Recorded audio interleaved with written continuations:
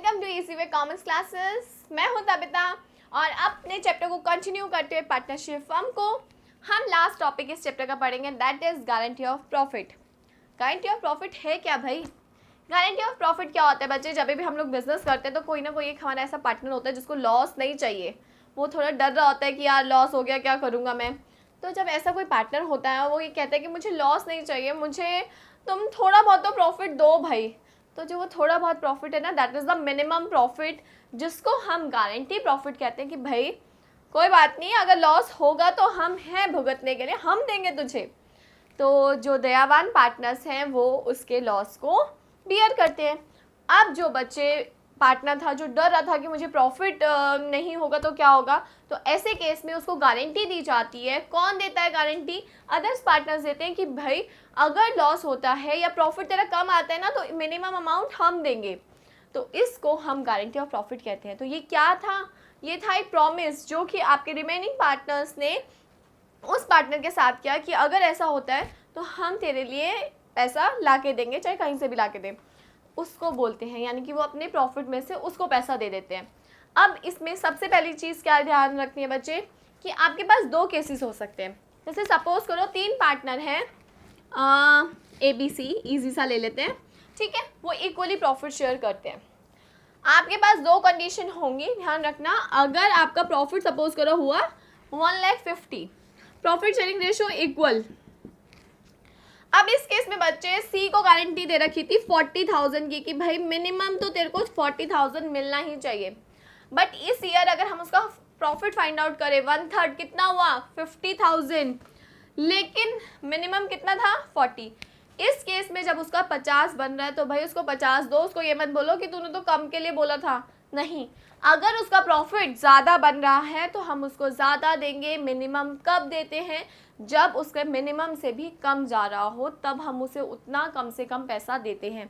तो इस केस में अगर उसका profit, actual profit is greater than the guarantee profit, then हम लोगों को 50,000 ही डिस्ट्रीब्यूट उसको देने हैं, ठीक है। फर्स्ट केस ये हो गया। इस केस में आप गारंटी को इग्नोर मार दोगे और जितना उसका बन रहा होगा उतना उसको दोगे।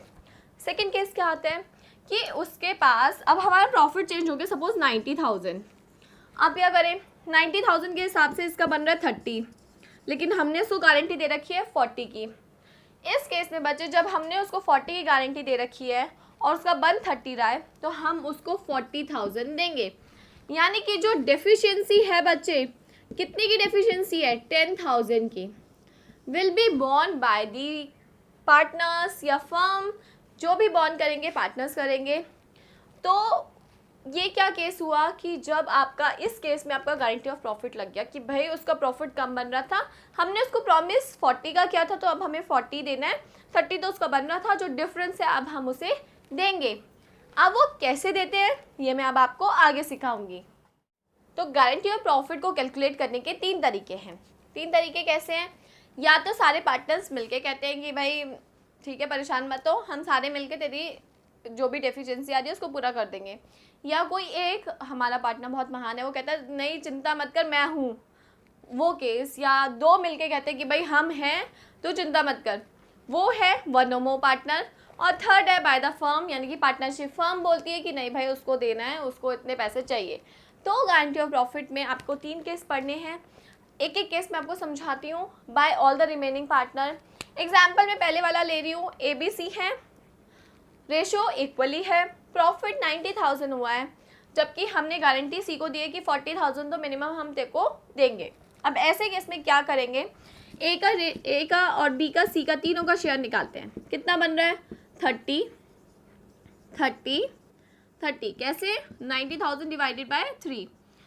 हमने सी को कितने बोले कि कितने देंगे? हम उसको 40 देंगे। तो इसके में 10,000 हमें प्लस करने हैं कि भाई 40,000 उसको कंप्लीट करें। अब ये 10,000 की डेफिशिएंसी कौन दूर करेगा? 10,000 will be born by remaining partner A और बी इन देयर PSR, यानी कि 1:1 में। तो ये हो गया, हाँ 5,000 ये अपने अकाउंट से देगा और 5,000 ये अपने अकाउंट से, यानी कि इसके में 25,000 और इसके में भी 25,000। ये हुआ जब ऑल द रिमेनिंग पार्टनर्स हो इसमें भी बच्चे एक और केस आ सकता है कि इन्होंने ऑलरेडी जो रेशो है वो डिसाइड कर रखा है कि जो 10,000 की डेफिशिएंसी आ रही है वो इस हिसाब से नहीं, बल्कि हम लोग जब आपको ओल्ड PSR गिवन है तब हम उस हिसाब से करते हैं। जब अगर उन्होंने ऑलरेडी बता दिया कि हम इसकी डेफिशिएंसी को गारंटी से 3:2 रेशो में दूर करेंगे, तो जो उसकी 10,000 की डेफिशिएंसी आ रही थी उसको हम 3/5 के हिसाब से 6,000 ए के में से माइनस होगा और बी के में से 4,000 माइनस होगा। तो ये था जब आप ऑलरेडी रेशो डिसाइड करके रखते हो, that is all the remaining partner के केस में। वन और मोर पार्टनर के केस में क्या है बच्चे कि भाई हमारे बी जो हैं वो कह रहे हैं कि भाई चिंता मत कर मैं हूँ, ऐसे केस में बी के अकाउंट से 10,000 डिडक्ट कर देना और सी में तो ऑफकोर्स 10,000 प्लस होने ही थे, तो ए में कोई चेंजेस नहीं आएगा। चेंज किस में आएगा? सिर्फ बी में।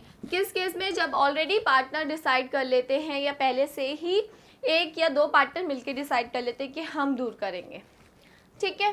थर्ड केस है बच्चे by the firm. By the firm के केस में सेम एग्जैक्टली है जो मैंने ये कराया ऑल द रिमेनिंग पार्टनर का केस, कि जो भी डेफिशिएंसी है, अगर सी की डेफिशिएंसी 10,000 है तो वो आपके रिमेनिंग पार्टनर उनका जो भी रेशो है ओल्ड PSR उसके हिसाब से वो उस डेफिशिएंसी को दूर करते हैं। तो उसके लिए कैलकुलेशन जो फर्स्ट मैंने कराई थी सेम वही रहेगी, कोई चेंजेस नहीं आएंगे। वो है आपके थर्ड बाय द फर्म के केस में। तो ये चैप्टर यहाँ पे फिनिश हो रहा है। अगर आपकी कोई भी इस चैप्टर को लेके क्वेरी है तो आप मेरे को मैसेज कर सकते हैं, कमेंट कर सकते हैं, और जैसे भी अपने व्यूज़ हैं आप मुझे ज़रूर बताइएगा। Thank you.